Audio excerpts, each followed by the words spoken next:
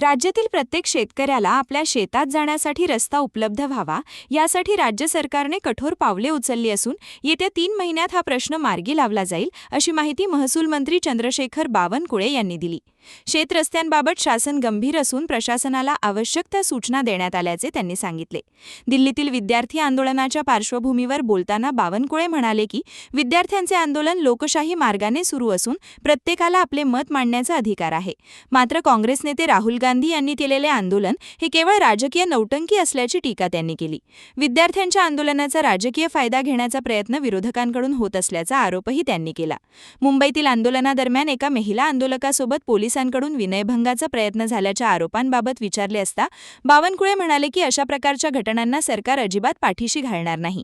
या प्रकरणात दोषी आढळणाऱ्या पोलीस कर्मचाऱ्यांविरोधात कठोर कारवाई करण्यात येईल असेही त्यांनी स्पष्ट केले।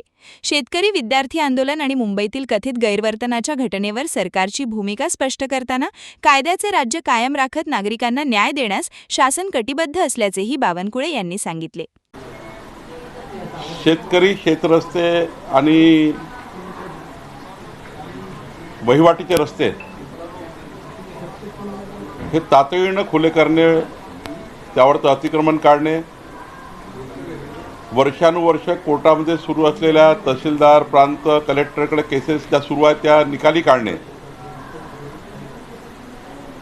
आणि तातडीनं राज्यातल्या संपूर्ण शेतकऱ्यांना शेतरस्ता मिळणे याकरता मामलेदार नियमामध्ये आम्ही सुधारणा केली आहे। नोटीस थेट ईमेलने देणे, नोटीस व्हॉट्सअपवर पाठवणे आणि तातडीनं सुनावण्या घेऊन किमान 3 महिन्याच्या आतमध्ये या केसेस निकाली निघाल्या पाहिजे। शेत रस्त्याची केस 3 महिन्याच्या वर चालू नये असा विचार सरकार करत आहे। आणि एवढंच नाही तर शेत रस्ता अडवणे, पाण्याचा प्रवाह अडवणे, नाल्यावर अतिक्रमण करणे, महसुली नाल्यावर अतिक्रमण करणे या सर्व बाबीवर आता आम्ही आळा बसवतो आहे।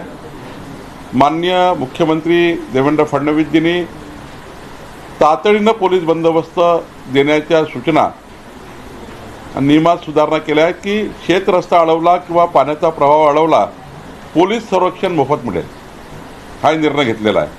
आणि त्यामुळे एक मोठा जो आमचा राज्यातल्या शेतकऱ्यांचा शेतरस्त्यांचा वहिवाटीच्या रस्त्यांचा जो मूळ प्रश्न आज राज्यामध्ये आहे तो आम्ही पुढच्या 5 वर्षामध्ये या राज्याला संपूर्ण शेतकऱ्याला शेतरस्ते मिळावे ही भावना यामागची आहे। राहुल गांधी यांच्या आंदोलनाला पंतप्रधान नरेंद्र मोदी यांच्या निवासस्थानाबाहेर त्यांनी जे आंदोलन केलं त्याला तुम्ही नौटंकी म्हटले होते। याबाबत अनिल देशमुख यांनी तुम्हाला पत्र लिहिलेलं आहे, काय म्हटले त्यांनी? राहुल गांधी आणि राजकारण्यांनी या आंदोलनामध्ये नौटंकी केली। विद्यार्थ्याच्या आंदोलनाला मी कधी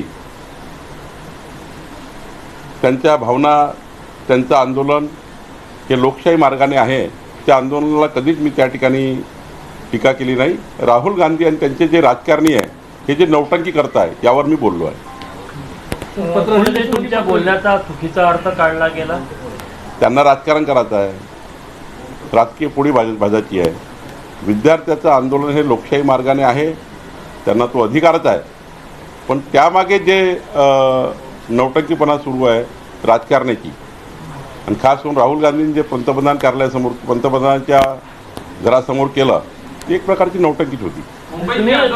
तुम्ही काँग्रेसच्या आंदोलनाला विद्यार्थ्यांचा काय विषय? आम्ही विद्यार्थ्याच्या आंदोलनाला लोकशाही मार्गाने त्यांनी आंदोलन केलं आहे, त्यांचा अधिकार आहे,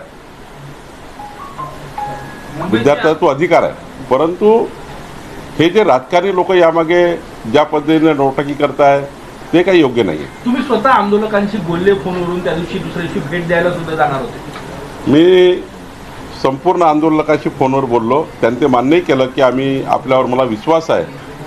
आंदोलकांनी मला सांगितलं की आपल्यावर विश्वास आहे, आपण हा पुढाकार घ्या। निश्चितपणे मी त्यांना आश्वस्त केलं की मी पुढाकार घेईल आणि आमचं केंद्र सरकार आता माननीय पंतप्रधान मोदीजी आमचं सरकार विद्यार्थ्यांना पुन्हा मनस्ताप होणार नाही।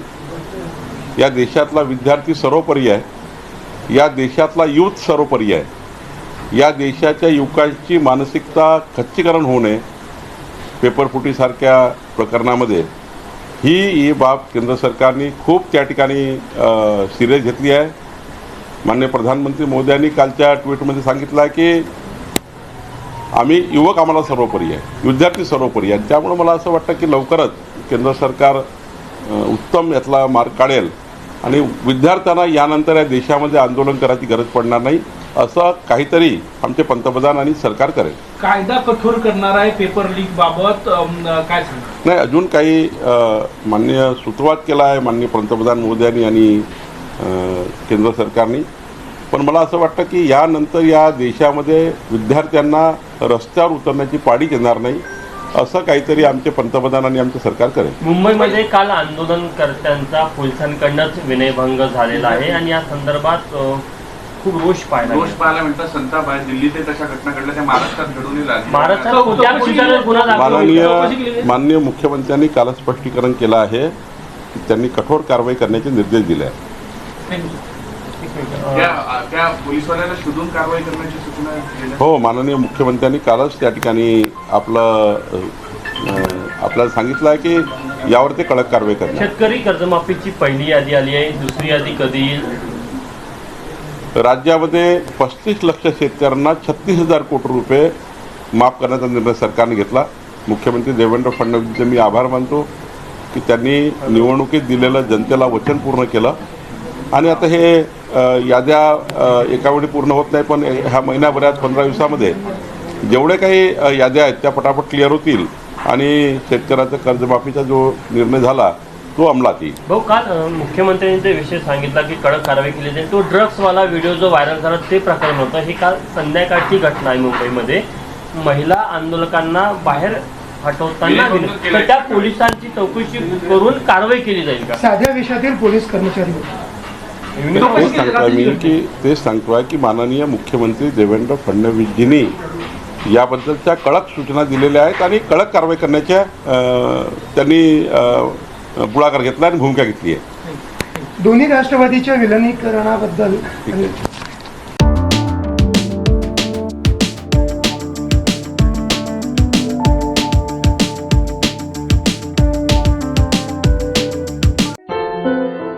क्या हुआ बहू? माँ, पाइल्स की बहुत तकलीफ हो रही है। तो तुम गुदरोग सर्जन के पास क्यों नहीं गई?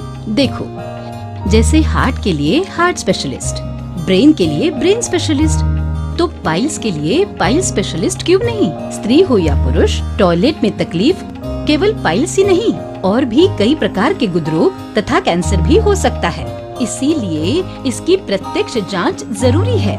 ठीक है माँ, पर जांच के लिए हम जाएंगे कहाँ? वही काले आयुर्वेदिक पाइल्स हॉस्पिटल में। लेकिन माँ, प्रेगनेंसी में पाइल्स की दवाइयाँ? प्रेगनेंसी में आयुर्वेदिक दवाइयाँ सुरक्षित होती है।